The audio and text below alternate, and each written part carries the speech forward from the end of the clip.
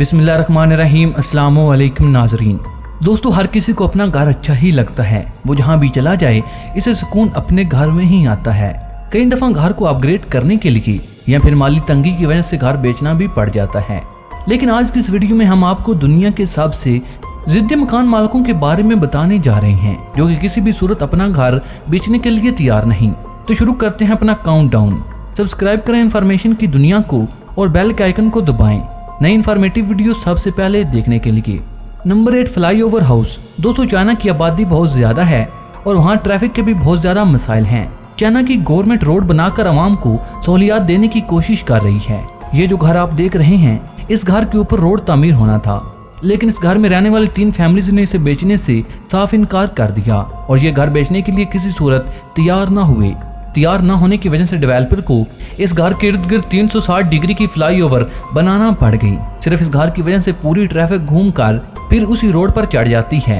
Number 7, house on road. दोस्तों, ये घर एक हाईवे के बिल्कुल दरमियान में है। इसकी वजह यह है कि इस हाईवे को बनाते वक्त लो होगन नामी बुजुर्ग ने अपना घर हुकूमत को बेचने से इनकार कर दिया था। ये घर चाइना में मौजूद है और इस घर में लू और उसकी फैमिली रहती हैं।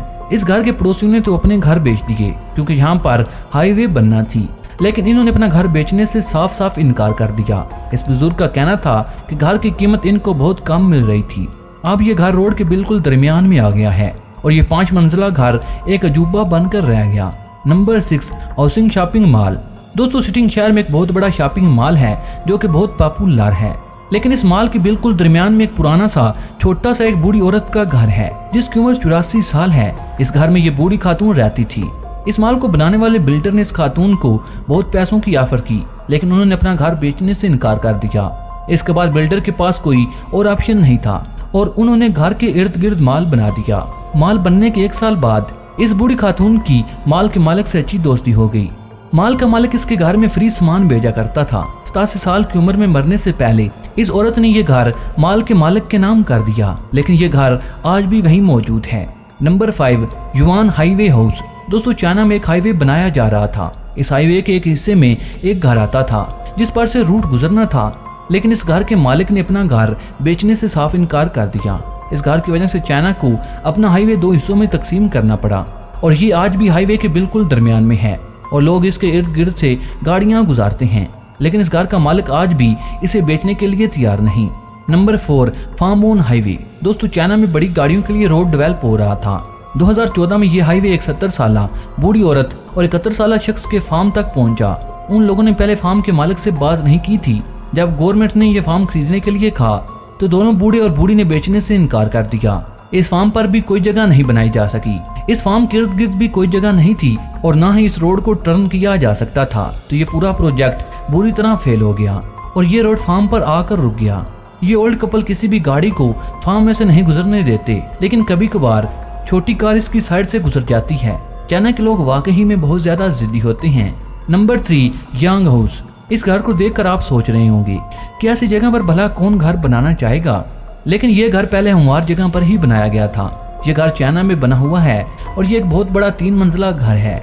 इस घर और इसकी इर्द गिर्द जगह पर बिल्डिंग्स बनाई जानी थी, लेकिन इस घर के मालिक योंग ने इसे बेचने से इनकार कर दिया। गवर्नमेंट के लोगों ने 3 साल तक यांग को समझाने की बहुत कोशिश की, लेकिन वो नहीं माना।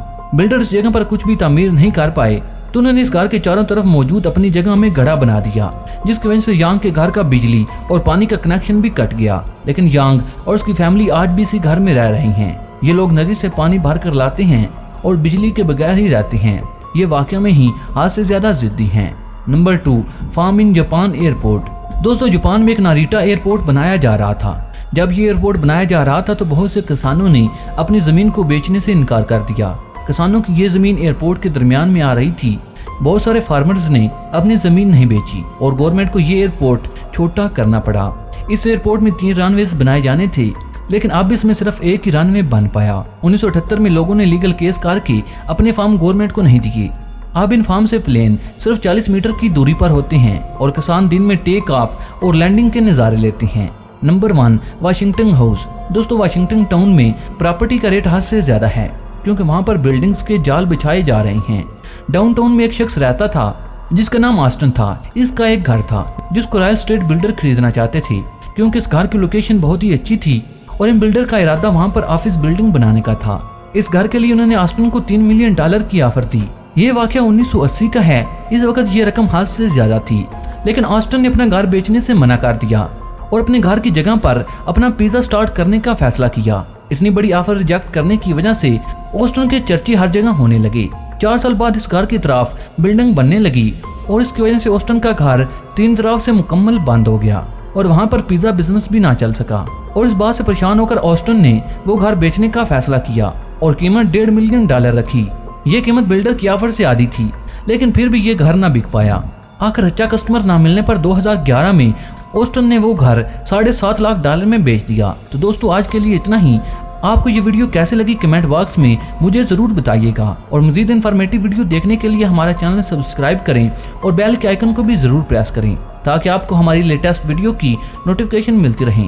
आज के लिए इतना ही दोस्तों, नेक्स्ट वीडियो के लिए इजाजत चाहूंगा। अल्लाह निगहबान।